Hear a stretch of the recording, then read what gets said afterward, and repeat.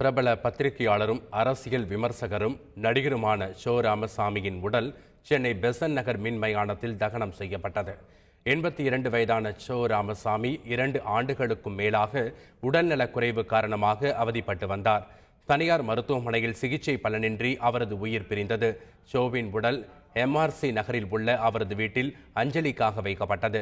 ஷோவின் உடலுக்கு தமிழக ஆளுநர் வித்யாசாகர் ராவ், முதலமைச்சர் பன்னீர்செல்வம், அமைச்சர்கள், அரசியல் கட்சி பிரமுகர்கள், திரையுலக பிரபலங்கள், பொதுமக்கள் என ஏராளமானோர் அஞ்சலி செலுத்தினர்.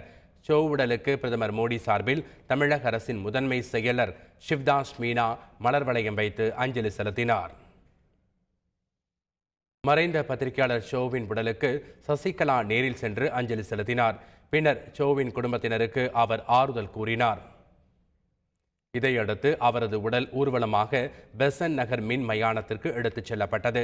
இறுதி ஊர்வலத்தில் மத்திய அமைச்சர் பொன் ராதாகிருஷ்ணன், இல கணேசன், வைகோ, GK வாசன் உள்ளிட்ட தலைவர்கள், நாசர், விஷால் உள்ளிட்ட ஏராளமான திரையுலக பிரபலங்கள் கலந்து கொண்டார்கள். பெசன்ட் நகரில் மத்திய சுற்றுலாத்துறை அமைச்சர் மகேஷ் சர்மா ஷோ உடலுக்கு அஞ்சலி செலுத்தினார். பின்னர் ஷோவின் உடலுக்கு இறுதிச் சடங்கு செய்யப்பட்டு தகனம் செய்யப்பட்டது.